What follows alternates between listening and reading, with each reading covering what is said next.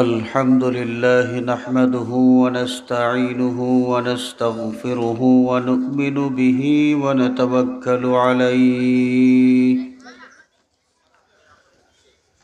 ونعوذ بالله من شرور أنفسنا ومن سيئات أعمالنا من يهده الله فلا مضل له ومن يضلل فلا هادي له ونشهد أن لا إله إلا الله وحده لا شريك له ونشهد أن سيدنا ونبينا وشفيعنا وحبيبنا ووسيلتنا ومولانا محمدا عبده ورسوله صلى الله عليه وعلى آله وأصحابه أرسله الله بالحق بشيرا ونذيرا وداعيا إلى الله بإذنه وسراجا منيرا أما بعد فقد قال الله تعالى في كلامه القديم والفرقان الحميد أعوذ بالله من الشيطان الرجيم بسم الله الرحمن الرحيم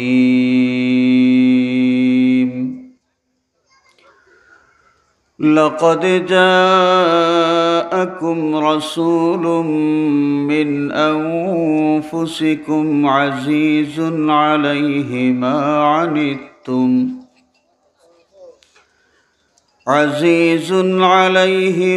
عنتم حريص عليكم بالمؤمنين رؤوف رحيم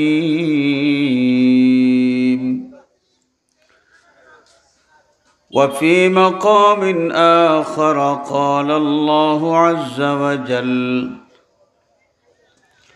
وما أرسلناك إلا رحمة للعالمين صدق الله العظيم وصدق رسوله النبي الأمين الحبيب الكريم وقال الله عز وجل في شان حبيبه مخبرا وآمرا إن الله وملائكته يصلون على النبي يا أيها الذين آمنوا صلوا عليه وسلموا تسليما بسم الله والحمد لله الصلاة والسلام عليك يا رسول الله بسم الله والحمد لله الصلاة والسلام عليك يا رسول الله ঐতিহ্যবাহী আলমপুর হযরত শাহজালাল লতিফিয়া হাফিজিয়া সুন্নিয়া দাখিল মাদ্রাসার উদ্যোগে আয়োজিত ইসলামী সুন্নি মহাসম্মেলনের সম্মানিত সভাপতি, উপস্থিত অত্র প্রতিষ্ঠানের ম্যানেজিং কমিটির সদস্যমণ্ডলী, শিক্ষক মণ্ডলী, সম্মানিত মুরব্বিয়ান, প্রিয় যুবক বন্ধুরা, সর্বস্তরের নবী প্রেমিক ওলি প্রেমিক বিরাদরানে ইসলাম, আল্লাহ পাকের শাহানশাহী দরবারে লাখো কোটি শুকরিয়া, যে মহান মালিক মেহরবানি করে জান্নাতের বাগান এই মুবারক মাহফিলে হাজির হওয়ার তৌফিক এবং সুযোগ আমাদেরকে দিয়েছেন। আমরা সকলে উচ্চ আওয়াজে বলি আলহামদুলিল্লাহ। হাজিরিন, আজকের এই মুবারক মাহফিলের দাওয়াতি মেহমান ওলামায়ে কেরাম, অনেকের আলোচনা ইতিমধ্যে আমরা শুনেছি। আজকের এই মাহফিলের মধ্যমণি মাননীয় প্রধান মেহমান ওলি বিন ওলি সাহেবজাদায়ে ফুলতলি আল্লামা মুফতি সাহেব কিবলা দামাত বারাকাতুহুম মাহফিলে গুরুত্বপূর্ণ বয়ান পেশ করেছেন। আরও ওলামায়ে কেরাম, অনেকের আলোচনা শুনেছি আর মাহফিলের শেষ পর্যন্ত আরও আলোচনা শুনব ইনশাআল্লাহ। আজকের এই মুবারক মাহফিলে যতটুকু আলোচনা আমরা শুনব, আমল করার তৌফিক আল্লাহ পাক আমাদেরকে যেন দান করেন। সবাই বলি আমিন। হাজিরিন, আমি নালায়েক সংক্ষিপ্ত সময় হাতে নিয়ে আপনাদের খেদমতে হাজির হয়েছি। যে আয়াতে কারিমা তিলাওয়াত করলাম, এই আয়াতে কারিমার আঙ্গিকে সামান্য কয়েকটি কথা বলেই শেষ করব ইনশাআল্লাহ। ওয়ামা তৌফিকি ইল্লা বিল্লাহ আলাইহি তাওয়াক্কালতু ওয়া ইলাইহি উনীব। হাজিরিন, আমরা অত্যন্ত সৌভাগ্যবান যে এমন একজন নবীর উম্মত হওয়ার সুযোগ আমাদের হয়েছে, যেই নবীজি সাল্লাল্লাহু আলাইহি ওয়াসাল্লাম এই পৃথিবীতে যদিও সর্বশেষ নবীর দায়িত্ব পালন করে গেছেন, কিন্তু নবীজির অস্তিত্ব, নবীজির সৃষ্টি, হকিকতে মুহাম্মদের সৃষ্টি, জাতে মুহাম্মদী সাল্লাল্লাহু আলাইহি ওয়াসাল্লামের সৃষ্টি আদম সৃষ্টিরও আগে, আরশ, কুরসি, লৌহ কলম সব কিছু সৃষ্টির আগে। সুবহানাল্লাহ। আমাদের নবীজি এই কারণেই আসলুল খালায়েক, সৃষ্টিকুলের মূল। আমাদের নবীজির ওসিলায় তামাম মখলুকাত আল্লাহ রব্বুল আলামিন সৃষ্টি করেছেন। এই নবীর প্রশংসা আল্লাহ রব্বুল আলামিন আসমান জমিন সৃষ্টির আগে নবীজির প্রশংসা প্রচারের ব্যবস্থা করেছেন। সুবহানাল্লাহ। হাজিরিনে কেরাম, কোরআনে কারীমের মধ্যে সূরা ইয়াসিন শরীফ আমরা জানি, আমাদের সকলের কাছে পরিচিত, অনেকের মুখস্থ আছে, আর অনেকের মুখস্থ না থাকলেও সূরা ইয়াসিন শরীফ এই সম্পর্কে, এই সূরার নামটা সম্পর্কে আমরা খুবই পরিচিত। এই সূরা ইয়াসিন শরীফ যদিও নাজিল হয়েছে রাসূল পাক সাল্লাল্লাহু আলাইহি ওয়াসাল্লাম পৃথিবীতে তাশরিফ আনার পরে, কিন্তু এই সূরার তেলাওয়াত করেছেন আমার আল্লাহ সুবহানাহু ওয়া তাআলা কবে? যদি এই তথ্য আমরা তালাশ করি, বিশ্ববিখ্যাত হাদিস গ্রন্থ আল মুআজামুল কবির, ইমাম তাবরানী রাহমাতুল্লাহি আলাইহি সংকলিত হাদিস শরীফের কিতাব, ইমাম তাবরানী রাহমাতুল্লাহ আলাইহি বিস্তারিত সনদ সহ একখানা রিওয়ায়াত উল্লেখ করেন যে আসমান জমিন সৃষ্টির 1000 বছর আগে আল্লাহ সুবহানাহু ওয়া তাআলা নিজে ইয়াসিন সূরা তেলাওয়াত করেছেন। সুবহানাল্লাহ। আসমান জমিন সৃষ্টির কত বছর আগে? 1000 বছর আগে। তাহলে ইয়াসিন সূরার মধ্যে কি আছে? আমরা তেলাওয়াত যখন শুরু করি কিভাবে? বিসমিল্লাহির রহমানির রহিম। ইয়াসিন ওয়াল কুরআনিল হাকীম ইন্নাকা লামিনাল মুরসালিন আলা সিরাতিম মুস্তাকিম। এইভাবে তিলাওয়াত শুরু হয়েছে। তো ইয়াসিন, এই ইয়াসিন তার মানে কি? হাজিরিন, এই ইয়াসিন আমাদের নবী করিম সাল্লাল্লাহু আলাইহি ওয়াসাল্লামের একখানা নাম মোবারক। চিৎকার করে বলি সুবহানাল্লাহ। আল্লাহর হাবিব সাল্লাল্লাহু আলাইহি ওয়াসাল্লামের মূল নাম, দুই নামের অস্তিত্ব আমরা পাই। ফিস সামায়ে আহমদ আফিল আরদে মুহাম্মদ সাল্লাল্লাহু আলাইহি ওয়াসাল্লাম। আসমানে আমাদের নবীজির মূল নাম আহমদ, আর জমিনে মুহাম্মদ সাল্লাল্লাহু আলাইহি, এটা হচ্ছে মূল নাম। কিন্তু এছাড়াও আমাদের নবীজির অনেকগুলো নাম আল্লাহ রাব্বুল আলামিন নিজে দিয়েছেন। সুবহানাল্লাহ। কোরআনে কারিমের বিভিন্ন আয়াতে কারিমার মধ্যে আমরা পাই আল্লাহ সুবহানাহু ওয়া তাআলা 25 জন নবীর আলোচনা করেছেন। কোরআনে কারিমের মধ্যে 25 জন নবীর আলোচনা করেছেন। এর মধ্যে 8 জন নবীকে আল্লাহ রাব্বুল আলামিন সরাসরি নাম ধরে ডাক দিয়েছেন। 8 জন নবীকে আল্লাহ পাক সরাসরি নাম ধরে ডাক দিয়েছেন। ওয়ামা তিলকা বিয়ামিনিকা ইয়া মূসা, হযরতে মূসা আলাইহিস সালামকে ডাক দিয়ে বলেছেন, মূসা তোমার হাতে কি? ওয়ামা তিলকা বিয়ামিনিকা ইয়া মূসা, ইয়া ঈসা, ইয়া ইয়াহইয়া, ইয়া জাকারিয়া, ইয়া ইব্রাহিম। এই ধরনের 8 জন নবীকে আল্লাহ রাব্বুল আলামিন কোরআনে কারিমের নাম ধরে ডাক দিয়েছেন। কিন্তু আল কোরআনুল কারিমের মধ্যে কোথাও ইয়া মুহাম্মাদু বা ইয়া আহমাদু বলে আমাদের নবীকে আল্লাহ রাব্বুল আলামিন ডাক দেন নাই। আমাদের নবীজিকে ডাক দিয়েছেন মূল নাম ধরে নয়, বরং আল্লাহ সুবহানাহু ওয়া তাআলা তার হাবিব সাল্লাল্লাহু আলাইহি ওয়াসাল্লামকে আদর করে নিজে অন্য কিছু নাম দিয়েছেন, আদরে কিছু নাম, যেই নামে আমাদের নবীজিকে ডাক দিয়েছেন।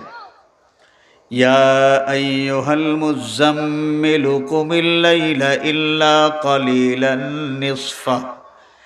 নিসফাহু আও ইনকুস মিনহু কালিলা আও জিদ আলাইহি ওয়ারাত্তিলিল কুরআনা তারতিলা। মুযাম্মিল, ইয়া আইয়ুহাল মুযাম্মিল, আমাদের নবীকে আল্লাহ পাক সম্বোধন করলেন ইয়া আইয়ুহাল মুযাম্মিল, ইয়া আইয়ুহাল মুদ্দাসসির কুম ফাআনজির। আমাদের নবীকে আল্লাহ রাব্বুল আলামিন মুদ্দাসসির নামে ডাক দিয়েছেন। ইয়াসিন, ইয়াসিন নামে ডাক দিয়েছেন। তো এই যে বিষয়গুলো, এই যে নাম, মূল নাম মুহাম্মদ এবং আহমদ সাল্লাল্লাহু আলাইহি ওয়াসাল্লাম মূল নামে ডাকেন নাই। আল্লাহ রাব্বুল আলামিন তার হাবিব সাল্লাল্লাহু আলাইহি ওয়াসাল্লামকে নিজে আদর করে কিছু নাম দিয়েছেন। মনে করেন কোনো ছেলের নাম হলো যে আব্দুল জব্বার, ছেলের বাবা আদর করে ডাকেন বাবু, ছেলের মা আদর করে ডাকেন সোনা, ছেলের দাদা আদর করে ডাকেন যে লালবাবু ইত্যাদি। বিভিন্ন এই যে আদর করে বিভিন্ন সন্তানের নাম ডাকা হয়, আসলে মূল নাম কিন্তু এটা নয়, এটা আদুরে ডাক। আল্লাহ সুবহানাহু ওয়া তাআলা আমাদের নবী পাক সাল্লাল্লাহু আলাইহি ওয়াসাল্লামকে যত বেশি মহব্বত করতেন, সৃষ্টিকুলের মধ্যে এত বেশি মহব্বতের সম্পর্ক আর কারো সাথে ছিল না। এর প্রমাণ কি? আমাদের বাবা হযরতে আদম আলাইহিস সালাতু ওয়াস সালাম পৃথিবীতে আসার পর 300 বছর অথবা 360 বছর কান্নাকাটি করেছিলেন। বেহেশত থেকে পৃথিবীতে আসার পরে 300 অথবা 360 বছর তিনি কান্নাকাটি করেছেন। আল্লাহ রাব্বুল আলামিন তার সেই দোয়া কবুল করলেন না। শেষ পর্যন্ত মুহাম্মদ সাল্লাল্লাহু আলাইহি ওয়াসাল্লাম এই নাম মোবারকের ওসিলা নিয়ে যখন দোয়া করলেন, আল্লাহ রাব্বুল আলামিন তখনই বাবা আদম আলাইহিস সালামের দোয়া কবুল করে নিলেন। সুবহানাল্লাহ। হযরতে আদম আলাইহিস সালাতু ওয়াস সালাম যখন আল্লাহ রাব্বুল আলামিনের সামনে আমাদের নবী পাক সাল্লাল্লাহু আলাইহি ওয়াসাল্লামের নাম মোবারকের ওসিলা নিয়ে তার দোয়া পেশ করলেন, আল্লাহ সুবহানাহু ওয়া তাআলা প্রশ্ন করলেন, কাইফা আরাফতা মুহাম্মাদান ওয়া লাম আখলুকহু।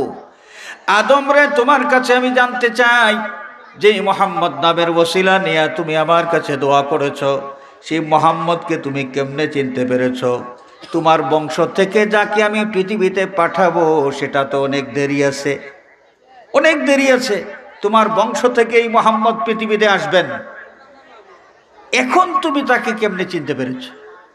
বাবা আদম আলাইহিস সালাম তখন জবাব দিয়েছিলেন, লিআন্নাকা লাম্মা খলাকতানি বিয়াদিকা ওয়া নাফাখতা ফিয়া মির রূহিকা ফারাফা'তু রাসি ফারাআইতু আলা কাওয়াইমিল আরশি মাকতুবা فرأيت على قوائم العرش مكتوبا لا إله إلا الله محمد رسول الله فعلمت أنه أحب الخلق إليك।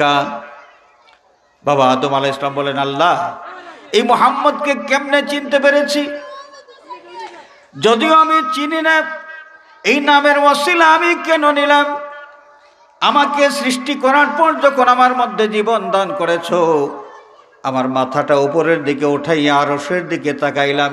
আরশের প্রত্যেকটা পায়ার মধ্যে আমি সুন্দর করে লেখা দেখলাম, লা ইলাহা ইল্লাল্লাহু মুহাম্মাদুর রাসূলুল্লাহ সাল্লাল্লাহু আলাইহি ওয়াসাল্লাম।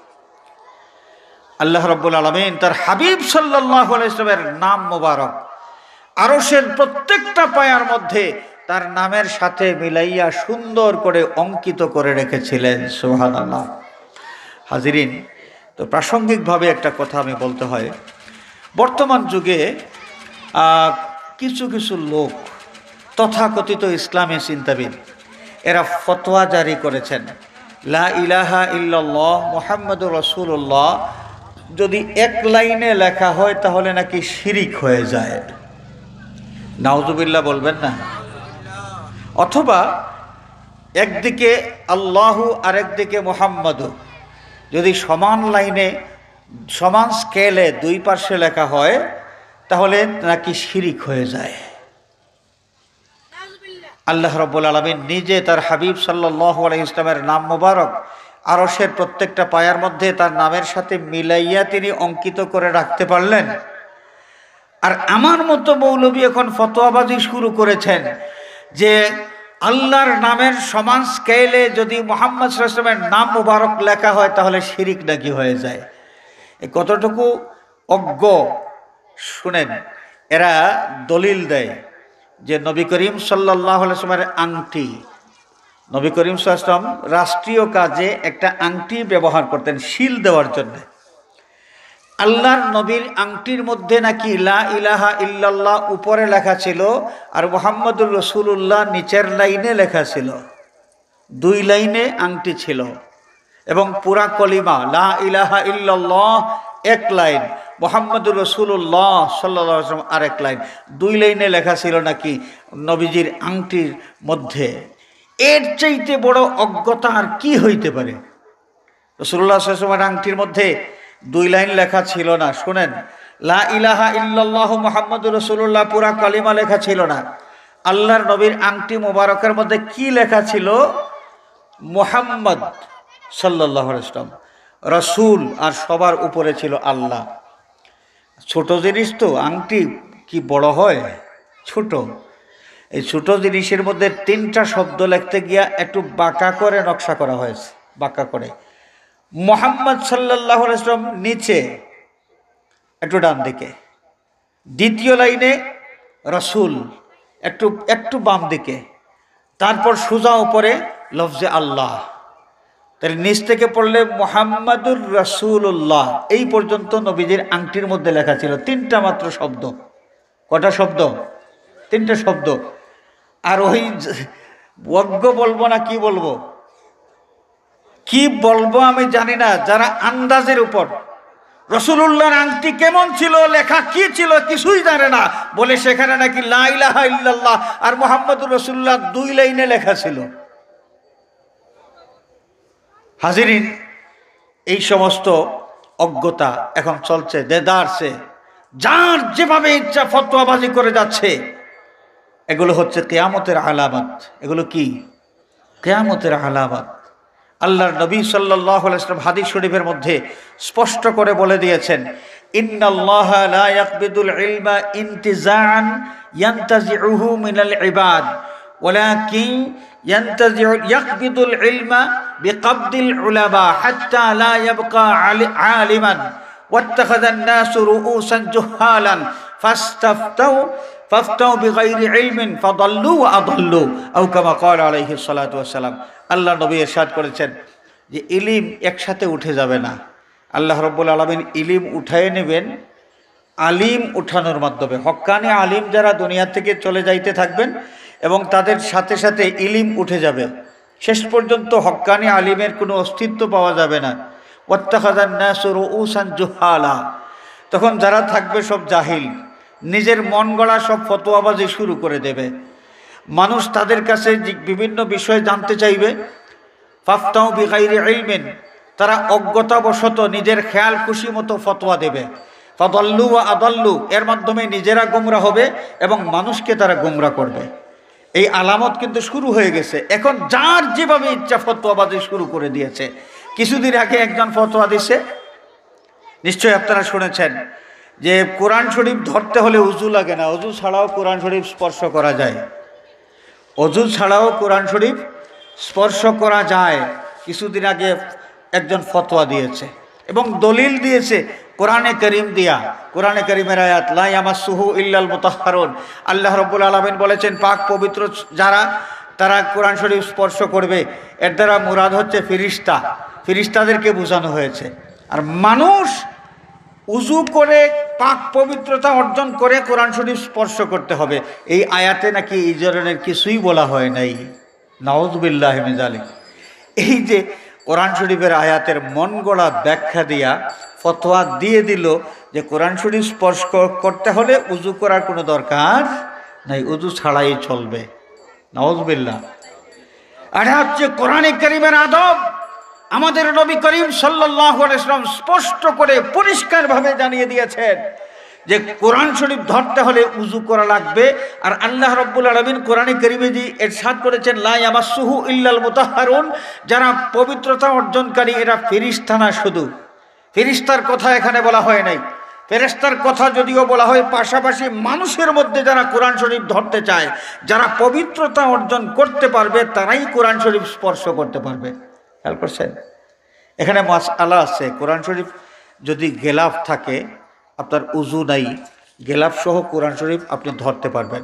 অথবা বিশেষ প্রয়োজনে হঠাৎ করে কোরআনে কারীমের কোনো আয়াত আপনি দেখবেন, কোরআন শরীফের এই ওয়ারকের মধ্যে, পাতার মধ্যে লেখা যে অংশ আছে, এই লেখা অংশ স্পর্শ করতে পারবেন না।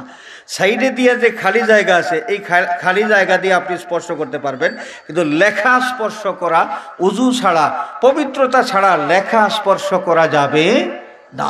এটাই হচ্ছে মাসআলা। আর উনি ফতোয়া দিয়েছে যে আল্লাহ তো ফেরেশতাদের কথা বলেছেন, আর মানুষ পবিত্রতা ছাড়াও কোরআনে কারীম স্পর্শ করতে পারবে। নাউযুবিল্লাহ। আমি আপনাদের সামনে এই জিনিসটাই তুলে ধরতে চাই যে বর্তমান সময় অনেক কঠিন সময়। কে সত্য আর কে মিথ্যা, কে হক আর কে বাতিল, এটা বোঝা বড় কঠিন হয়ে গেছে। ইহুদি এবং খ্রিস্টান, বিধর্মী যারা আছে, অমুসলিম যারা আছে, তারা যদি আমাদের সামনে আসে কোনো ফতোয়া নিয়ে, আমরা পরিচয় করতে পারি, বুঝতে পারি বেটা ইহুদি তুমি বাতিল, কারণ তোমার ধর্মের অনুমোদন এখন আর নাই। এখন একমাত্র অনুমোদন আছে ইসলাম ধর্মের। রাদিতু লাকুমুল ইসলামা দীনা, আল্লাহ রাব্বুল আলামিন ইসলাম ধর্মকে মনোনয়ন দান করেছেন। আল্লাহর মনোনীত ধর্ম ইসলাম। অতএব ইহুদি যদি আমার কাছে দাবি নিয়ে আসে, আমি শিক্ষিত হই, অশিক্ষিত হই, কম শিক্ষিত হই, যদি মুসলমান হয়ে থাকি, আমি প্রথম দফায় বুঝতে পারবো বেটা তুমি বাতিল। খ্রিস্টান যদি হয়, প্রথম দফায় বুঝতে পারবো তুমি বাতিল।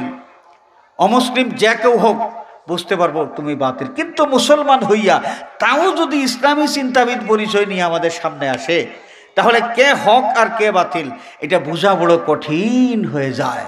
খেয়াল করছেন হাজিরিন? তো আমি আমার কথা অনেক দূরে নিয়ে চলে গেছি। বাবা আদম আলাইহিস সালাম আল্লাহ রাব্বুল আলামিনের কাছে কারণ বর্ণনা করলেন যে কি কারণে মুহাম্মদ নামের ওসিলা নিয়ে তিনি আল্লাহর কাছে দোয়া করেছেন।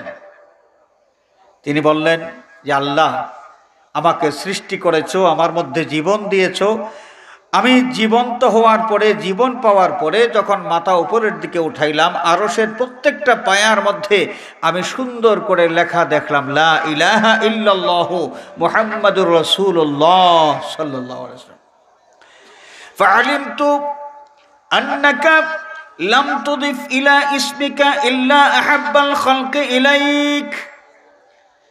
আরশের পায়ার মধ্যে যার নাম লেখা আছে, তোমার নামের সাথে মিলাইয়া, আল্লাহ যদিও আমি তাকে চিনি না, তবে আমার দৃঢ় বিশ্বাস হয়েছে যে তোমার প্রিয় পাত্র কেউ হবেন, তামাম সৃষ্টিকুলের মধ্যে সবচাইতে প্রিয় যিনি হবেন, তার নামই এত যত্ন করে এত সুন্দর করে তোমার নামের সাথে তুমি মিলাইয়া রেখে দিয়েছ।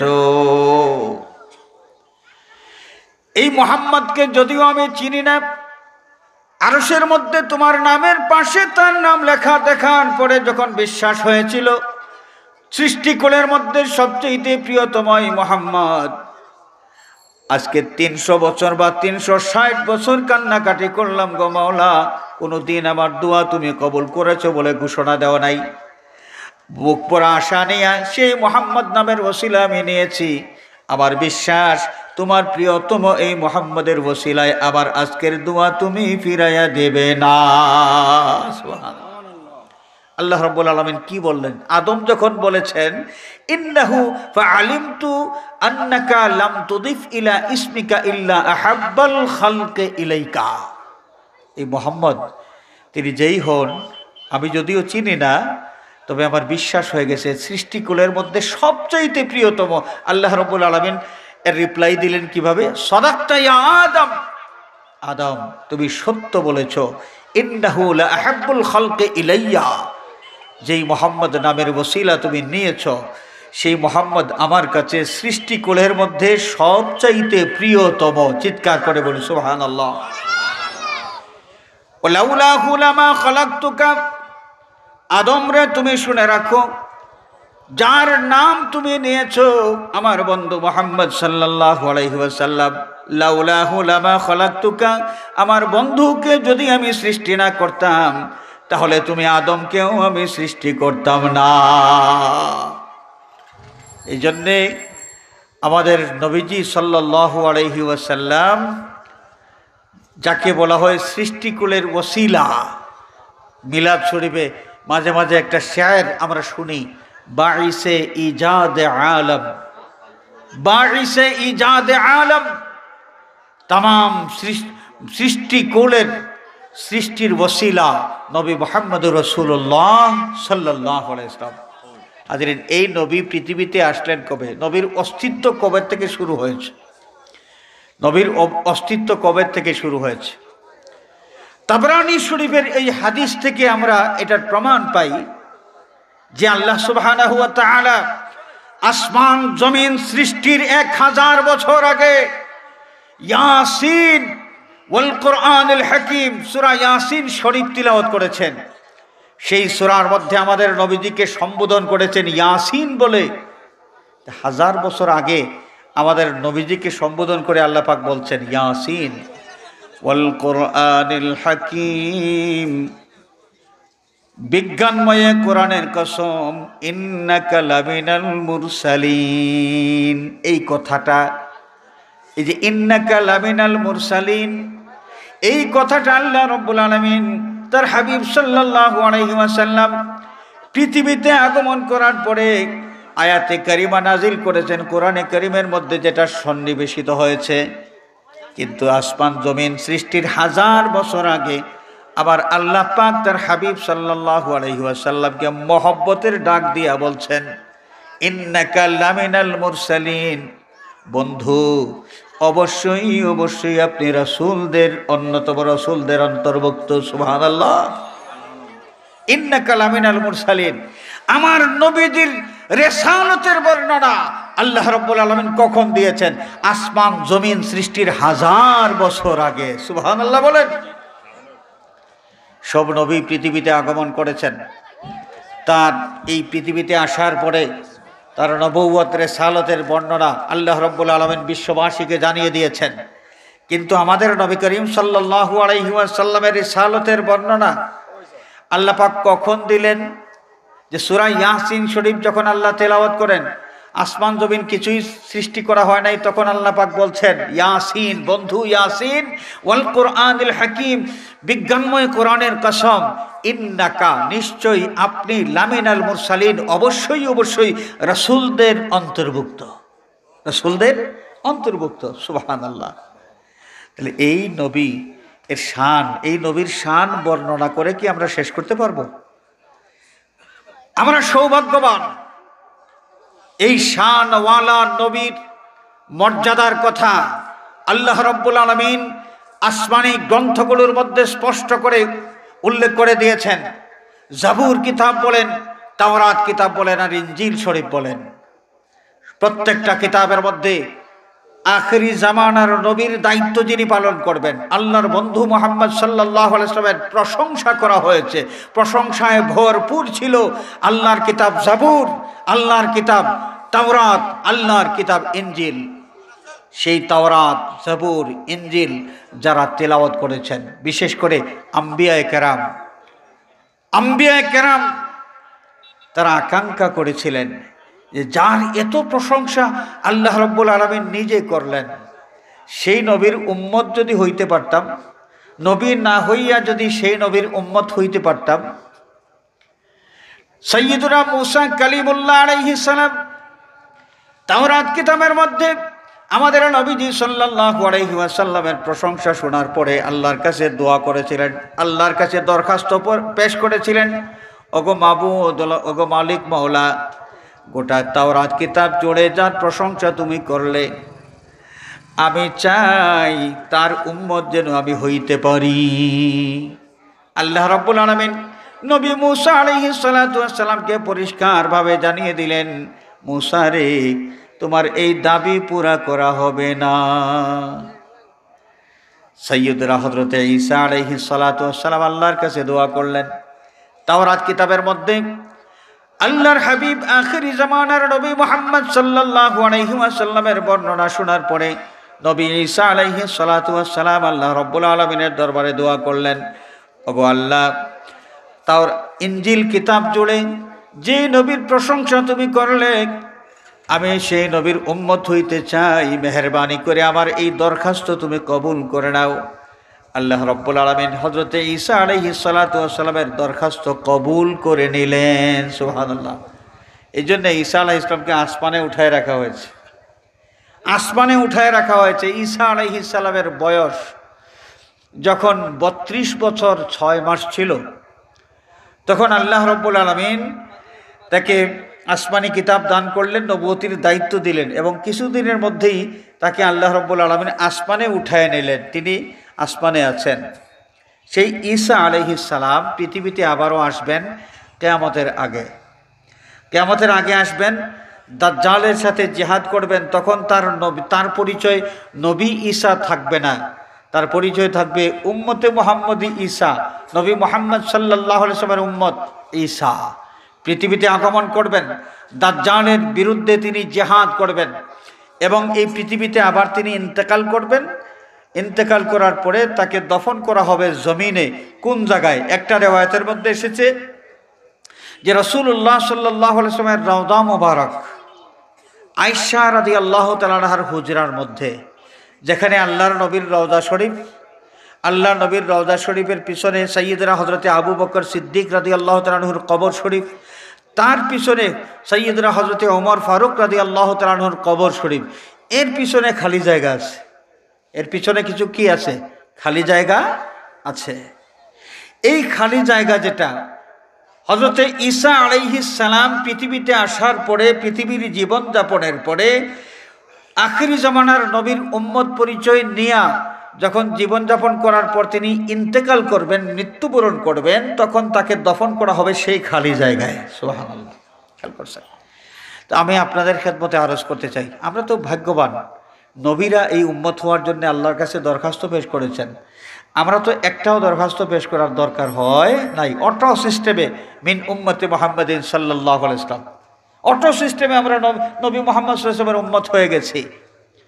আর এমন উম্মত হয়েছি যেই উম্মতের শ্রেষ্ঠত্বের সার্টিফিকেট আল্লাহ রাব্বুল আলামিন কোরআন কারীমের মাধ্যমে বিশ্বের দরবারে তিনি তুলে ধরেছেন। কিয়ামত পর্যন্ত কোরআন কারীমের মাধ্যমে আখেরি জামানার নবীর উম্মতের শ্রেষ্ঠত্বের এই সার্টিফিকেটটা এই পৃথিবীতে বিদ্যমান থাকবে ইনশাআল্লাহ। আমরা খুশি না বেজার? আমরা খুশি না বেজার? তো মনে রাখতে হবে একটা কথা, সেটা হলো আমাদের পূর্বপুরুষ যদি সম্মানিত কেউ হন, আর আমাদের চরিত্র যদি এমন হয় যেটা ওই ভালো মানুষের সন্তান হিসেবে আমাকে মানায় না, তাহলে আমি তার পরিচয় দেওয়া, অমুকের বংশধর, আমি পরিচয় দেব, এই পরিচয় দেওয়াটা আমার জন্য লজ্জাজনক হয়ে যাবে। একজন ভালো মানুষের আওলাদ, যে মানুষ তাহাজ্জুদ গুজার, তিনি হাজী সাহেব, জীবনে কোনোদিন কোনো মানুষের সাথে ঝগড়া করেন নাই, কোনো মানুষকে ঠগান নাই, নেক মানুষ। সেই নেক মানুষের কোনো সন্তান যদি চুর হয়, যদি বাটপার হয়, যদি জালিম হয়, যদি নেশাখোর হয়, যদি বেনামাজি হয়, তাহলে তার বাবার পরিচয় দেওয়া তার জন্য লজ্জাজনক হয়ে যাবে। কারণ বাবার চরিত্রের সাথে তার কোনো মিল নাই, সে উল্টা পথে। বাবা চলেছেন ডান দিকে, সে চলেছে বাম দিকে। খেয়াল করছেন? আমাদের পূর্বপুরুষের ইজ্জত রক্ষা করতে হলে এবং তাদের পরিচয়ে আমরা যদি নিজেদেরকে গৌরবান্বিত করতে চাই এবং এই বুকটা টান করে অমুকের সন্তান এই পরিচয় দিতে চাই, তাহলে আমার পূর্বপুরুষ ভালো থাকলে তার যে আদর্শ, সেই আদর্শের অনুসরণ করে আমার চলতে হবে। আমাদের নবীজি সাল্লাল্লাহু আলাইহি ওয়াসাল্লাম সৃষ্টিকুলের মধ্যে আল্লাহর কাছে সবচাইতে প্রিয়তম, নবী কুলের সর্দার, ইমামুল আম্বিয়া, আম্বিয়া কেরামের ইমাম, নবীউল আম্বিয়া, নবীদের নবী, রহমাতুল্লিল আলামিন, সেই নবীজি সাল্লাল্লাহু আলাইহি ওয়াসাল্লামের উম্মত আমি। এখন আমি নামাজ পড়ি না, আমি যদি বেনামাজি হই, অবস্থাটা কেমন হবে? এই নামাজের জন্যে আমার নবী সাল্লাল্লাহু আলাইহি ওয়াসাল্লাম কাফির, মুশরিক, দুষ্ট, জালিমগুলোর অনেক বকাঝকা খেয়েছেন। তারা অনেক নিন্দাবাদ করেছে, অনেক মানসিক নির্যাতন করেছে, শারীরিক নির্যাতন করেছে। আল্লাহর নবী কাবা শরীফের চত্বরে যখন নামাজের সেজদা করতে গিয়েছেন, নবীজি সেজদায় থাকা অবস্থায় সেই দুষ্ট কাফেরগুলো আমার নবীর ঘাড় মোবারকের ওপর উটের পচা নাড়ি বুড়ি সব স্থাপন করে দিয়ে নিক্ষেপ করে দিয়েছে। এই যে এই নবী এই নামাজের কারণে এত কষ্ট স্বীকার করলেন, আর আমি সেই নবীর উম্মত দাবি করি আর নামাজ পড়ি না। নবীজি নামাজ না পড়লে তো নিরাপদ থাকতে পারতেন, কোনো মানুষ তাকে বকাঝকাও করতো না, এই কাফেরগুলো তাকে মানসিক এবং শারীরিক নির্যাতন করতো না। কিন্তু নবী এই পরিস্থিতিতেও নামাজ ছাড়েন নাই। এমনকি এই নামাজের প্রতি আমার নবীর গুরুত্ব কতটুকু ছিল, আল্লাহর নবী এই জমিন থেকে, দুনিয়ার জীবন থেকে বিদায় নেওয়ার ঠিক আগে, কিছুক্ষণ আগে বারবার একটা কথা উচ্চারণ করেছেন, সেটা হলো আসসালাহ ওয়া মা মালাকাত আইমানুকুম, আসসালাহ ওয়া মা মালাকাত আইমানুকুম, আসসালাহ ওয়া মা মালাকাত আইমানুকুম। আমার উম্মতেরা, তোমাদেরকে আমি সতর্ক করে দিয়ে যাচ্ছি, একটা বিষয় হলো নামাজের ব্যাপারে তোমাদেরকে আমি সতর্ক করে দিয়ে যাচ্ছি। ওয়া মা মালাকাত আইমানুকুম, এবং তোমাদের কৃতদাস যারা থাকবে তাদের ব্যাপারে সতর্ক করে দিয়ে যাচ্ছি। নামাজের ব্যাপারে তোমরা যেন যত্নশীল হও, যত্নবান হও, সময় মতো সময়ের নামাজ তোমরা যেন আদায় করো, এবং তোমাদের কৃতদাস যারা তাদের প্রতি তোমাদের যেন মায়ার সম্পর্ক থাকে, মায়ার ব্যবহার থাকে, তাদের উপর যেন তোমরা জুলুম না করো। আল্লাহর নবী এই দুনিয়ার থেকে বিদায় নেওয়ার আগে বেশি করে উম্মতকে যেই ব্যাপারে সতর্ক করে দিয়ে গেলেন, তার মধ্যে একটা ছিল নামাজ। আমরা সেই নবীর উম্মত দাবি করি, এটা তো ঠিক গৌরবের বিষয় যে আমি শ্রেষ্ঠ নবীর শ্রেষ্ঠ উম্মত, দাবিটা তো সত্য এবং এই পরিচয়টা তো গৌরবের। কিন্তু আমি বেনামাজি, নামাজ পড়ি না, আমি সুদখোর, আমি ঘুষখোর, আমি মানুষ ঠগাইয়া মানুষের জমিনের জাল দলিল করে মানুষের জমিন জবরদখল করি, আমি মানুষকে ঠগাইয়া ব্যবসা করি, আমি মিথ্যা কথা বলি, আমি মানুষের গীবত করি, আমি মানুষকে গালিগালাজ করি। এই যদি আমার চরিত্র হয়, তাহলে আমি শ্রেষ্ঠ নবীর শ্রেষ্ঠ উম্মত পরিচয় দেওয়া, এই পরিচয় দেওয়ার মাধ্যমে নিজেই কলঙ্কিত হব, নিজেই লজ্জিত হবে, এর মাধ্যমে গৌরবের কিছু আমার জন্য থাকবে না। আমরা কি বুঝলাম? আমাদের নবীজির আদর্শের অনুসরণ করার দরকার আমাদের আছে কি নেই? নবীর সুন্নত, এই যে ধর্ম সম্পর্কে আমাদের একটা ভুল বুঝাবুঝি আছে। আমরা অনেকেই মনে করি ধর্ম কর্ম, এটা হচ্ছে বয়স বাড়লে অথবা হুজুর মুজুর যারা আছেন ধর্মকর্ম তাদের জন্যে। আর আমরা যারা আছি বয়স আর একটু বাড়ক, হজ ফরজ হয়ে গেছে, হজ করার মতো তৌফিকও আছে, গায়ে শক্তিও আছে, অপেক্ষা করেন বয়স বাড়ুক, বয়স বাড়ুক। এই ধর্মকর্ম এগুলো বয়স বাড়লে পরে একটু বৃদ্ধ হব, হজে যাব, হজ থেকে আসার পরে দুনিয়ার আর কিছুই করার শক্তি যখন থাকবে না, তখন ঘরে বসে বসে থাকবো। হজ করলাম আর জীবনের সমস্ত পাপ সব আরাফার ময়দানে রেখে আসলাম, কিছুই আর নিয়ে আসলাম না। এটা তো সত্য যে হজ্জের ময়দানে কেউ গেলে, হাদিস শরীফের মধ্যে এসেছে, রাসূলুল্লাহ সাল্লাল্লাহু আলাইহি ওয়াসাল্লাম ইরশাদ করেছেন, কোনো ব্যক্তি আরাফার ময়দানে যদি হাজির হন এবং আরাফার ময়দান থেকে তিনি ফিরে আসেন, তখন কিভাবে ফিরে আসেন? যে তিনি যেই দিন জন্মগ্রহণ করলেন তার মায়ের উদর থেকে ভূমিষ্ঠ হলেন পৃথিবীতে নিষ্পাপ অবস্থায়, ঠিক তেমনিভাবে আরাফার ময়দান থেকে একজন মানুষ, একজন হাজী সাহেব নিষ্পাপ হইয়া ওইখান থেকে বিদায় হন। সুবহানাল্লাহ, এটা তো সত্য, ঠিকই আছে। তাই বলে বন্দার হক আপনি আত্মসাৎ করবেন? আরাফার ময়দানে গেলে এই পাপটা কি আল্লাহ পাক মাফ করে দেবেন? আর একজন মানুষের হক নষ্ট করেছেন, আপনি ভাই, বাবার সন্তান, সেই বাবার সন্তান আপনার বোন আছে, তা বাবার সম্পত্তির উত্তরাধিকারী ছেলে যেভাবে হয় মেয়েও সেইভাবে হয়। তা আপনি বোনদের সম্পত্তি সব মেরে দিলেন, বোনদের সম্পত্তি আপনি সব একা গ্রাস করে ফেললেন, আপনার নামে কাগজ করে, তারপরে কি কি জানি হাবিজাবি করে নামজারি করানো, আরো কি কি আমি এগুলো বুঝিও না, এগুলো আপনি করে নিয়ে সব বাস জমিনের দখল আপনার কাছে নিয়ে নিলেন। আপনার বাবার 3টা মার্কেট ছিল, 3টাই আপনার দখলে, বোন তারা কিছুই পাইল না। আপনি কি মনে করেন আপনি এই অবস্থায় হজে গেলে আরাফার ময়দান থেকে আপনি নিষ্পাপ হয়ে ফিরতে পারবেন? বন্দার হক আল্লাহ রাব্বুল আলামিন নিজে মাফ করেন না, ওইটা সম্পূর্ণ বন্দার ইখতিয়ারের মধ্যে। যার হক নষ্ট করা হয়েছে এই ক্ষমতা আল্লাহ রাব্বুল আলামিন তাকে অর্পণ করেছেন, সে যদি মাফ করে দেয় বস খালাস, সে যদি মাফ না করে দেয় আল্লাহ রাব্বুল আলামিন মাফ করবেন না। তো নবীর উম্মত আমরা, আমাদের চরিত্রটা ঠিক সেইভাবে হওয়ার দরকার।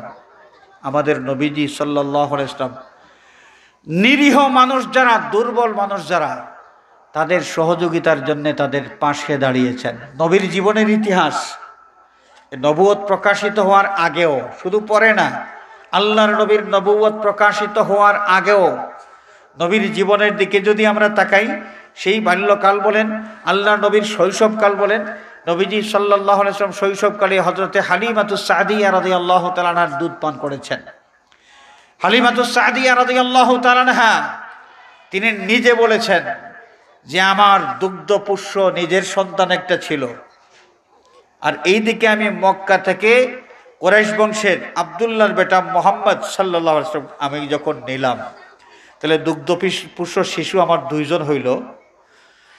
তা আমার এই আব্দুল্লাহর বেটা মুহাম্মদ সাল্লাল্লাহু আলাইহি ওয়াসাল্লাম আমার ডান দিকের পিস্তান শুধু গ্রহণ করতেন, বাম দিকেরটায় তিনি কখনো মুখ দিতেন না। আমি জোর করেও ওই দিকে তার মুখ লাগাইতে পারি নাই। ওইখানে আমার যা দুধ জমা থাকতো সব আমার আর নিজের সন্তান এটা পেট ভরে পান করতে পারত। সুবহানাল্লাহ। আল্লাহর নবী সেই শৈশবকালেই তার ইনসাফের নমুনা বিশ্ববাসীর সামনে প্রকাশ করে গেলেন। নিরীহ মানুষ যখন বিপদগ্রস্ত হয়েছে, সে মুসলমান না অমুসলিম কিছুই না আল্লাহর নবী চিন্তা করেন নাই। চিন্তা করেছেন সে একজন মানুষ, আদম সন্তান, এই আদম সন্তান বিপদে পড়েছে, তাকে সহযোগিতা করা দরকার। মানুষকে আল্লাহর নবী কতটুকু মর্যাদা দিয়েছেন মানুষ হিসেবে। একদিন একটা আয়াতের মধ্যে পাওয়া যায় যে নবীজি সাল্লাল্লাহু আলাইহি ওয়াসাল্লাম তিনি বসে আছেন, কিতাবুল জানাইজ বুখারী শরীফের মধ্যে আছে রেওয়ায়েত, আর বিভিন্ন কিতাবের মধ্যে আছে, নবীজি সাহাবায়ে কেরামকে নিয়ে বসে আছেন এক জায়গায়। হঠাৎ করে দেখা গেল একটা লাশ নিয়ে যাওয়া হচ্ছে। আল্লাহর নবী বসা ছিলেন, লাশ দেখার পরে বসার থেকে দাঁড়িয়ে গেলেন।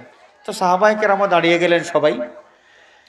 সাহাবায়ে কেরাম বললেন, ইয়া রাসূলুল্লাহ, আপনি বসার থেকে দাঁড়াইলেন, এটা তো ইহুদির লাশ। নবীজি সাল্লাল্লাহু আলাইহি ওয়াসাল্লাম তখন জবাব দিয়েছিলেন, আমার সাহাবীরা, সে ইহুদি হইতে পারে কিন্তু সে তো একজন মানুষ, আর মানুষ হচ্ছে আশরাফুল মখলুকাত। আশরাফুল মখলুকাত হিসেবে তার মর্যাদা পাওয়ার যে অধিকার আছে আমি তাকে সেই অধিকারটা দিয়ে দিয়েছি, তার অধিকার আদায় করেছি। সুবহানাল্লাহ। আমার নবী মানুষকে মানুষ হিসেবে মূল্যায়ন করেছেন। শুধু নিজের উম্মত হইলেই তাকে মানুষ হিসেবে গুনতে হবে, আর অমুসলিম হইলে তার সাথে যাচ্ছে তাই ব্যবহার করতে হবে। ইসলামের নবী সাল্লাল্লাহু আলাইহি ওয়াসাল্লাম এটার নিজেও কখনো করেন নাই এইভাবে, আর উম্মতকেও এই ধরনের কোনো অনুমোদন দেন নাই যে সংখ্যালঘু সম্প্রদায়, সংখ্যালঘু বলে তাদের উপর জুলুম করতে হবে, নির্যাতন করতে হবে, তাকে অধিকার থেকে, সামাজিক অধিকার থেকে বঞ্চিত করতে হবে। ইসলামের নবী সাল্লাল্লাহু আলাইহি ওয়াসাল্লাম এই শিক্ষা উম্মতকে দিয়ে যান নাই, এই ধরনের কোনো কাজের অনুমোদন উম্মতকে দিয়ে যান নাই। আজকে সেই নবীর উম্মত পরিচয়ধারী কিছু কুলাঙ্গার আছে যারা মুসলমান পরিচয় নিয়ে নিরীহ মানুষের উপর আক্রমণ করে, মানুষকে রক্তাক্ত করে, নিরীহ মানুষকে আগুন দিয়ে পুড়াইয়া মারে, নিরীহ মানুষকে বোমা মেরে হত্যা করে এবং নিজে মুসলমান দাবি করে নিজেকে বাহবা দিতে থাকে। যারা এই ধরনের কাজ করে, ইসলাম তো সেই ধর্ম, ইসলামের নবী সাল্লাল্লাহু আলাইহি ওয়াসাল্লাম পরিষ্কারভাবে মুসলিম মুজাহিদদের জন্য এই নীতি নির্ধারণ করে রেখেছিলেন যে যুদ্ধের ময়দানে শত্রুপক্ষের কোনো মহিলা অথবা বৃদ্ধ কোনো মানুষ অথবা ছোট বাচ্চা যদি সামনে পড়ে, তার উপর অস্ত্র চালানো যাবে না। এদেরকে বন্দি করে নিয়ে আসা যাবে, কিন্তু অস্ত্র তাদের উপর চালানো যাবে না, নিষেধ। ইসলাম হচ্ছে এই ধর্মের নাম, যে ইসলাম ধর্ম বিশ্ববাসীকে মানবতা শিখাইল। মানবতা যখন ভুল অন্টিত ছিল, ইসলামের নবী সাল্লাল্লাহু আলাইহি ওয়াসাল্লামের মাধ্যমে সেই মানবতা তার অস্তিত্ব আবার ফিরে পেল। সেই ধর্মের অনুসারী হয়ে যারা সন্ত্রাসী হয়, নিরীহ মানুষের উপর আক্রমণ করে, যাদের কারণে বিধর্মীরা, ইসলামের শত্রু, আল্লাহর শত্রু, রসুলের শত্রু যারা, তারা ইসলাম ধর্মকে সন্ত্রাসী ধর্ম হিসাবে অভিহিত করতে চায়, যারা ইসলাম ধর্ম সম্পর্কে নেগেটিভ বক্তব্য দিতে চায়, এই যেই কুলাঙ্গারগুলোর কারণে এদের সাথে মুহাম্মদুর রাসূলুল্লাহ সাল্লাল্লাহু আলাইহি ওয়াসাল্লামের ইসলামের কোনো সম্পর্ক নাই। যতই মুসলমান বলে নিজের পরিচয় দিক, নিরীহ মানুষের উপর আক্রমণ করবে, জুলুম করবে, নির্যাতন করবে, শক্তির দাপট দেখাইয়া অন্য মানুষের হক আত্মসাৎ করবে, মুহাম্মদুর রাসূলুল্লাহ সাল্লাল্লাহু আলাইহি ওয়াসাল্লামের ইসলামের সাথে এদের ইসলামের কোনো সম্পর্ক নাই। এরা নব্য ইসলাম নিয়ে পৃথিবীতে বসবাস করতেছে। তো হাজিরিনে কেরাম, আল্লাহ রাব্বুল আলামিন কোরআনে কারীমের মধ্যে ইরশাদ করেছেন, লাকাদ জাআকুম রাসূলুম মিন আনফুসিকুম আজিজুন আলাইহি মা আনিতুম। এমন একজন রাসূল তোমাদের কাছে এসেছেন, যে নবী তোমাদের মধ্য থেকে মানব রূপ ধারণ করে পৃথিবীতে আগমন করেছেন। আজিজুন আলাইহি মা আনিতুম, ওরে দুনিয়ার মানুষ, তোমরা শুনে রাখো, যখন তোমরা কঠিন কোনো পরিস্থিতির মধ্যে পড়ে যাও, কোনো কষ্টের মধ্যে পড়ে যাও, তোমাদের কষ্ট দেখার পর এই নবীর কষ্ট লাগতে শুরু করে। মানুষের কষ্ট দেখে তিনি সহ্য করতে পারেন না। কি করে ওই মানুষের কষ্ট দূর করে দেওয়া যায়, কি করে বিপদগ্রস্ত মানুষের বিপদ দূর করে দেওয়া যায়, এই ব্যাপারে তিনি সব সময় ব্যস্ত থাকতেন, সচেতন থাকতেন। সেই রসুল তোমাদের কাছে এসেছেন। আমরা যদি বিপদগ্রস্ত কোনো মানুষ দেখি, বিপদগ্রস্ত মানুষ যদি হয়, তাহলে কিছু লোক আছে না, শক্তের ভক্ত নরমের জম, নরমের জম, শক্তের ভক্ত নরমের জম।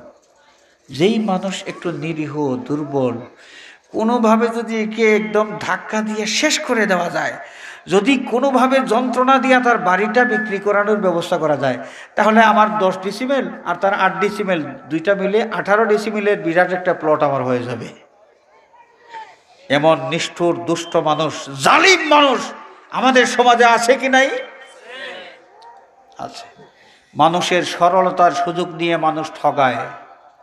কোন মুসলমান এই চরিত্র যদি ধারণ করে, তাহলে মুহাম্মদুর রাসূলুল্লাহ সাল্লাল্লাহু আলাইহি ওয়াসাল্লামের উম্মত পরিচয় দেওয়া এই অধিকার তার নাই। কিনিয়া এই ওদিকে সেই পরিচয় দিবে তার নবী জুলুমের বিরুদ্ধে সারা জীবন কথা বললেন, আর সে ওই নবীর উম্মত পরিচয় নিয়ে মানুষের উপর জুলুম করবে, নির্যাতন করবে। এটা তো কখনো নবীর আদর্শের সাথে মিলে না। আল্লাহ রাব্বুল আলামিন ইরশাদ করলেন, লাকাদ জাআকুম রাসূলুম মিন আনফুসিকুম আজিজুন আলাইহি মা আনিতুম হারিসুন আলাইকুম। এমন একজন নবী তোমাদের কাছে আগমন করেছেন, যে নবী তোমাদের কল্যাণের ব্যাপারে সব সময় আকাঙ্ক্ষা করেন, তোমাদের কল্যাণ হোক, তোমরা সুখী হও, সুখ সমৃদ্ধ জীবনের অধিকারী তোমরা হও, দুনিয়ার জীবনে তোমরা শান্তির জীবন লাভ করো এবং আখিরাতের নাজাতের জীবন তোমরা যেন লাভ করতে পারো। এই কামনা যে নবী সব সময় করেন, তিনি তোমাদের কাছে আগমন করেছেন। আমাদের নবী সব সময় কল্যাণকামী ছিলেন। আর সেই নবীর উম্মত আমরা অনেকেই এমন হই যে আরেকটা লোকের একটা উন্নতি হচ্ছে, আমি সহ্য করতে পারি না। আরেকটা লোক তার মেয়েদেরকে বিয়ে দিচ্ছে ভালো ভালো জায়গায়, খুব ভালো পরিবারে শান্তির সাথে যাদের জীবনযাপন করতেছে, সহ্য হয় না। কি করে বদনাম রটাইয়া ওই মেয়ের বিবাহ ভেঙ্গে দেওয়া যায়? পাত্রপক্ষ কোণে দেখেছে, পছন্দ হয়েছে, সব ঠিক আছে, কিন্তু আরেকটা হিংসুক মানুষ এটা সহ্য করতে পারল না। নিজের মেয়েকে ভালো জায়গায় দিতে পারে নাই, আর তার পাশের ঘরের তার ভাইয়ের ঘরের মেয়ে, তার ভাইয়ের মেয়ে তার মানে তার ভাতিজি ভালো জায়গায় চলে যাচ্ছে। সেই হিংসুটে লোকটা সহ্য করতে পারল না। বরপক্ষের সাথে সব হয়ে গেছে, ঠিকঠাক মতো বিয়ের তারিখ টারিখ সব হয়ে গেছে। হঠাৎ করে ওদের পক্ষ থেকে জানিয়ে দেওয়া হয় যে একটা অসুবিধা হয়ে গেছে, তা আপাতত বিয়েটা থাক, আপাতত আমরা পারতেছি না। তার মানে কি? বিয়ে শাদিতে সময় নেওয়া, তার মানে কি? নট, বিয়ে হবে না। কেন? এটি কেন হইল? ওই দিক থেকে ফোন দিয়ে দেওয়া হয়েছে, ফোন দিয়ে দেওয়া হয়েছে যে মেয়েটা আসলে ভালো, সুন্দরী, শিক্ষিত, সব ঠিক আছে, এই মেয়েটা সারা রাত জানি ঘুমায় না, ফোনে তার আওয়াজ শোনা যায়, কার সাথে জানি গল্প করে। আর কিছুই বললেন না আপনি। মেয়ে সুন্দরী, মেয়ে শিক্ষিত, পরেশগার, আদব লেহাজ সব ঠিক আছে, প্রশংসা করতে করতে করতে করতে তারপর একটা কথামাত্র বললেন যে মেয়েটা সারা রাত ঘুমায় না, রাত জেগে কার সাথে জানি ফোনে কথা বলে। ব্যাস, এই তো হয়ে গেল, বিয়ে শেষ। এই ধরনের হিংসুক মানুষ আমাদের সমাজে আছে কি নাই? আছে কি নাই? আমাদের নবী সাল্লাল্লাহু আলাইহি ওয়াসাল্লামের ব্যাপারে আল্লাহ রাব্বুল আলামিন বলেন, হারিসুন আলাইকুম।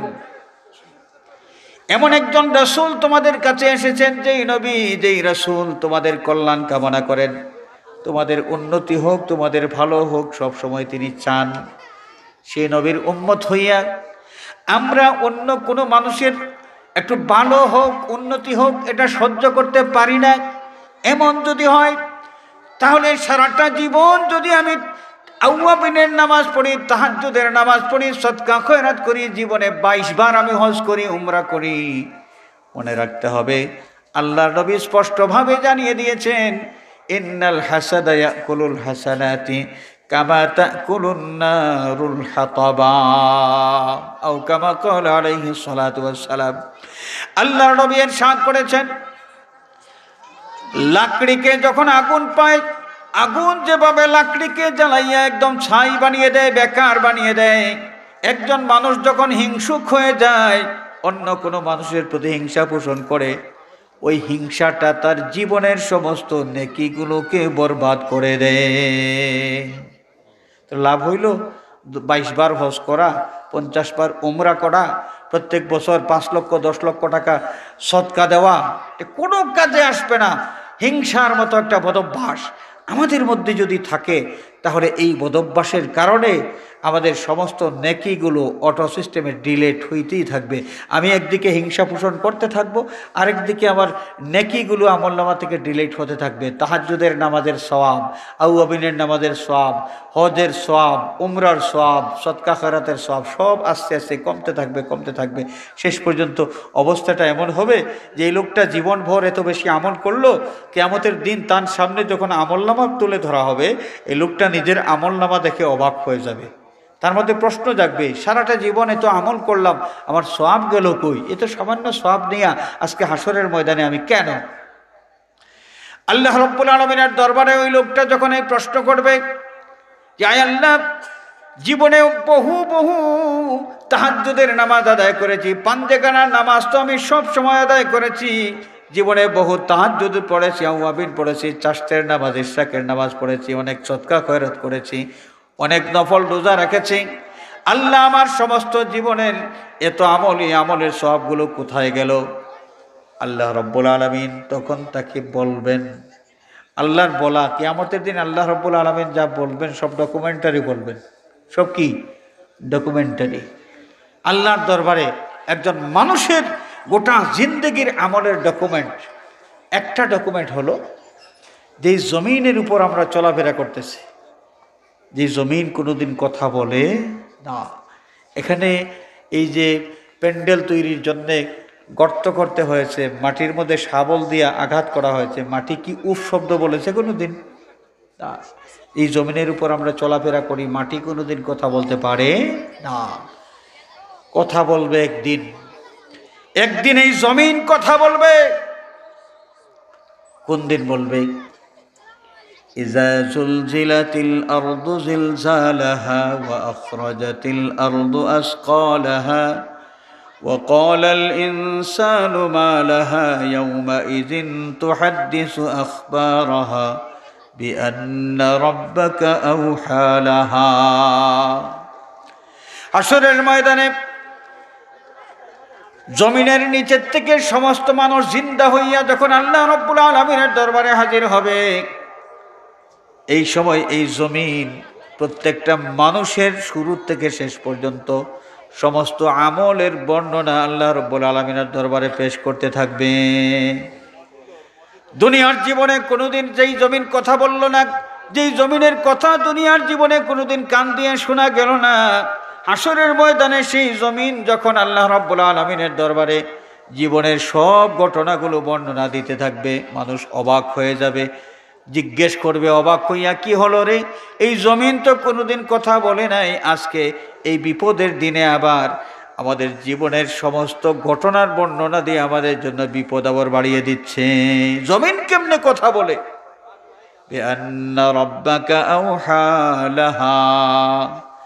জমিনের পক্ষ থেকে এই মানুষ যখন এই প্রশ্ন করবে, তখন তাকে জানিয়ে দেওয়া হবে যে এই জমিনকে আজকে কথা বলার জন্যে আল্লাহ রাব্বুল আলামিন নির্দেশ দিয়েছেন।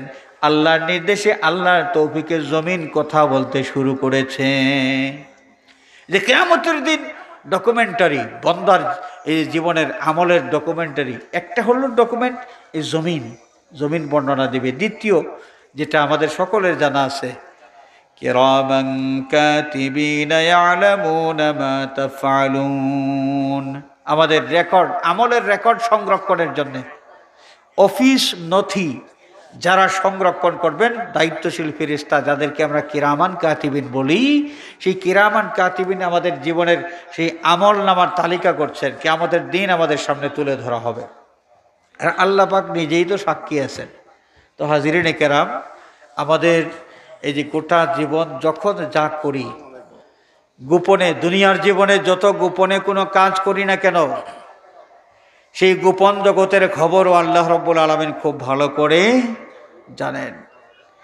মা ইয়ালফিযু মিন কাওলিন ইল্লা লাদাইহি রাকীবুন আতীদ। আল্লাহ রাব্বুল আলামিন জানিয়ে দিলেন, কোন মানুষ তার জীবনে গোপনে হোক, একা একা রাতের অন্ধকারে যদি দুইজন কানাকানি করে আরেকজন লোকের সর্বনাশ করার জন্যে দুনিয়ার মানুষকে ফাঁকি দেওয়া যাইতে পারে, কিন্তু আল্লাহ রাব্বুল আলামিনকে ফাঁকি দেওয়া যাবে না। আল্লাহ রাব্বুল আলামিন দায়িত্বশীল, তদারককারী তার জন্য রেখে দিয়েছেন, মা ইয়ালফিযু মিন কাওলিন ইল্লা লাদাইহি রাকীবুন আতীদ। দুনিয়ার পুলিশকে ম্যানেজ করে ডাকাতি করা যায়, দুনিয়ার পুলিশকে ম্যানেজ করে অনেক কিছুই করা যায়, কিন্তু আল্লাহ রাব্বুল আলামিন প্রত্যেকটা বান্দার জন্য দায়িত্বশীল যাদেরকে নিয়োগ দিয়েছেন, এরা এতই বিশ্বস্ত, এদেরকে ম্যানেজ করার মতো কোনো সুযোগ কারো নাই। যেই ঘটনা যেইভাবে ঘটেছে হুবহু সেইভাবে লিপিবদ্ধ হবে, এবং কিয়ামতের দিন আল্লাহ রাব্বুল আলামিন প্রত্যেকটা মানুষকে তার নিজের আমলনামা প্রদর্শন করবেন, আমলনামা প্রদর্শন করবেন। তো ওই লোকটা যখন প্রশ্ন করবে, আল্লাহ জীবনে অনেক নামাজ পড়লাম, অনেক নফল নামাজ, নফল রোজা, নফল সদকা খয়রাত, অনেক নফল আমল আমি করলাম, সওয়াবের পরিমাণ তো আমার অনেক বেশি হওয়ার কথা ছিল, আজকে সামান্য সওয়াব কেন, আমার বাকি সওয়াব গেল কোথায়? আল্লাহ রাব্বুল আলামিনের পক্ষ থেকে তার জীবনের ডকুমেন্টারি তুলে ধরা হবে। বন্দারে তুমি আমল করেছো, এটা সত্য, তাহাজ্জুদের নামাজ পড়েছো, সওয়াব কামাই করেছো, এটা সত্য, সদকা খয়রাত করেছো, এটাও সত্য, কিন্তু যেই সওয়াব তুমি কামাই করেছো সেই সওয়াবটা তুমি ধরে রাখতে পারো নাই। অনেক বদ আমল তোমার মধ্যে ছিল, সেই বদ আমলের কারণে তোমার সওয়াবগুলো তোমার আমলনামার থেকে ডিলিট হয়ে গেছে। গীবত করেছো, মিথ্যা বলেছো, দেখো অমুক অমুক ব্যক্তির সাথে তুমি হিংসা পোষণ করেছো, এই হিংসা, তুমি হিংসুটে ছিলে দুনিয়ার জীবনে, কোনো মানুষের ভালো তুমি সহ্য করতে পারো নাই, কোনো মানুষের উন্নতি তুমি সহ্য করতে পারো নাই, বিভিন্নভাবে হিংসা করেছো, তার ক্ষতি করার চেষ্টা করেছো। তুমি হিংসুটে হওয়ার কারণে তোমার আমলনামা থেকে এই সওয়াবগুলো ডিলিট হয়ে গেছে। কখন, কোন দিন, কার বিরুদ্ধে তুমি ষড়যন্ত্র করেছো, হিংসা করেছো, এই দেখো, দেখানো হবে। তো যাই হোক, আমরা শানওয়ালা নবীর শানওয়ালা উম্মত, আমাদের চরিত্র এমন হওয়া উচিত যেই চরিত্র নিয়ে নবীর উম্মত দাবি করাটা আমার জন্যে এটা সঙ্গত হবে, যৌক্তিক হবে। আল্লাহ রাব্বুল আলামিন বেশি বেশি করে ভালো আমল করার তৌফিক দান করুন। যত বদভ্যাস আছে, যত বদখাসলতি আমাদের মধ্যে আছে, সমস্ত বদখাসলতির থেকে আল্লাহ রাব্বুল আলামিন আমাদেরকে যেন পাক সাফ করে দেন। সবাই বলি আমিন। ওয়া আখিরু দাওয়ানা আনিল হামদুলিল্লাহি রাব্বিল আলামিন। সাল্লাল্লাহু আলা সাইয়্যিদিনা ওয়া মাওলানা মুহাম্মদ ওয়া আলা আলিহি ওয়া আসহাবিহি ওয়া সাল্লাম। সাল্লাল্লাহু আলা সাইয়্যিদিনা ওয়া মাওলানা মুহাম্মদ ওয়া আলা আলিহি ওয়া আসহাবিহি ওয়া সাল্লাম। আল্লাহুম্মা আমিন। আলহামদুলিল্লাহি রাব্বিল আলামিন ওয়াস সালাতু ওয়াস সালামু আলা সাইয়্যিদিনা ওয়া মাওলানা ওয়া শাফিঈনা ওয়া ওয়াসিলাতিনা মুহাম্মাদিন ওয়া আলিহি ওয়া আসহাবিহি আজমাইন। রব্বিগফিরলি ওয়া লিওয়ালিদাইয়া ওয়ারহামহুমা কামা রাব্বায়ানি সগীরা। আয় আল্লাহ, মেহেরবানি করে আজকের এই মুবারক মাহফিল আউয়াল থেকে আখির পর্যন্ত কবুল ফরমাও। মাহফিলের সওয়াবের হাদিয়া সোনার মদিনায় দয়াল নবী পাকের খেদমতে পৌঁছায়া দাও। তামাম পৃথিবীর মুমিন মুমিনাত কবরবাসীর আরওয়াহে পাকে পৌঁছায়া দাও। সুলতানে বাংলা, সুলতানে সিলহেট হযরত বাবা শাহজালাল মুজাররেদে ইয়ামানি রহমাতুল্লাহি আলাইহি 360 আউলিয়া সহ পৃথিবীর যেখানেই যত ওলি আরাম করেছেন তামাম আউলিয়া কেরামের আরওয়াহে পাকে পৌঁছায়া দাও। আয় আল্লাহ, এই বৃহত্তর আলমপুর এলাকার তামাম মুর্দেগানের আরওয়াহে পাকে সওয়াবের হাদিয়া পৌঁছায় দাও। আল্লাহ, এই মাহফিল আয়োজনের জন্য যারা টাকা পয়সা দিয়ে সহযোগিতা করেছেন, যারা পরিশ্রম করেছেন, দৌড়াদৌড়ি করেছেন, প্রত্যেকের মায়ের খানদান, বাবার খানদানের তামাম মুর্দেগানের আরওয়াহে পাকে সওয়াবের হাদিয়া পৌঁছায় দাও। আল্লাহ, আমাদের তামাম জিন্দগির গুনাহ খাতা মাফ ফরমাও। বাকি জিন্দগি তোমার গোলামের হক আদায় করার তৌফিক দাও। আল্লাহ, আমাদের জিন্দা মুর্দা মা বাবার প্রতি রহম ফরমাও। তোমার হাবিবের জিন্দা মুর্দা তামাম উম্মতকে মাফ করে দাও। আল্লাহ, এই এলাকার তামাম মুর্দেগানের কবরগুলোকে বেহেশতের বাগান বানিয়ে দাও। আল্লাহ, আমাদের মধ্যে অসুস্থ যারা, তোমার কুদরতি দাওয়াখানা থেকে শিফায়ে কামিল আজিল আনায়াত ফরমাও। আয় আল্লাহ, উপার্জনহীন মানুষ যারা, তাদের হালাল উপার্জনের পথ খুলে দাও। আল্লাহ, আমাদের রুজি রিজিকের মধ্যে খয়র আর বরকত আনায়াত ফরমাও। বিদেশের জমিনে আমাদের প্রবাসী ভাই বন্ধু আপনজন যারা সহি সালামতে রাখো, হালাল রুজির তৌফিক দাও, রুজির মধ্যে খয়র আর বরকত আনায়াত ফরমাও। আল্লাহ, পরীক্ষার্থী যারা পরীক্ষার মধ্যে বেহতরিন কামিয়াবি আনায়াত ফরমাও। আল্লাহ, আমাদের সন্তান সন্ততি যারা নেক হায়াত দান করো। আয় আল্লাহ, সন্তানদের কারণে আমরা দুনিয়া আখিরাতে যেন লজ্জিত না হই। আমাদের সন্তানদেরকে আমাদের জন্য নেক ইয়াদগার হিসেবে কবুল ফরমাও। আল্লাহ, এই যে মাদ্রাসা হযরত শাহজালাল লতিফিয়া হাফিজিয়া দাখিল মাদ্রাসা, এই মাদ্রাসাকে কবুল ফরমাও। দিন বদিন মাদ্রাসার তরক্কি আনায়াত ফরমাও। মাদ্রাসার সাহায্যকারী মানুষ যারা, তাদেরকে দুনিয়া আখিরাতে তুমি সাহায্য করো মাওলা। আল্লাহ, তোমার যত বান্দাবান্দি এই মাদ্রাসার সহযোগিতার জন্য দান খয়রাত করেছেন, যারা জমিন দান করেছেন এবং বিভিন্নভাবে এই মাদ্রাসার খেদমতে জড়িত আছেন, আল্লাহ, দ্বীনি দরজগার ওসিলায় তাদের বংশকে উজালা করে দাও। আল্লাহ, যাদের সন্তান সন্ততি আছে, তাদের দুনিয়া আখিরাতের কামিয়াবি দান করো মাওলা। আমাদের পীর মুর্শিদ উস্তাদ যারা হায়াতে আছেন, হায়াতের মধ্যে আরো বরকত দাও। যারা কবরবাসী হয়ে গেছেন, গরিক রহমত ফরমাও, দরজাত বুলন্দ ফরমাও। ভিক্ষা চাই মাওলা। মুর্শিদুল মুর্শিদিন সৈয়দুনা সনদুনা আল্লামা ফুলতুলি সাহেব কিবলা রহমতুল্লাহ আলাইহির দরজাত বুলন্দ ফরমাও। আল্লাহ, দুনিয়ার মজলুম মুসলমানের প্রতি দয়ার নজর ফরমাও। বাংলাদেশের উপর রহমতের নজর ফরমাও। এই জমিন থেকে গজবের ছায়া সরাইয়া রহমত আর বরকত নাজিল ফরমাও। সাল্লাল্লাহু আলা সাইয়্যিদিনা ওয়া মাওলানা মুহাম্মাদিন ওয়া আলিহি ওয়া আসহাবিহি আজমাইন ওয়ালহামদুলিল্লাহি রাব্বিল আলামিন। আমিন আমিন আমিন।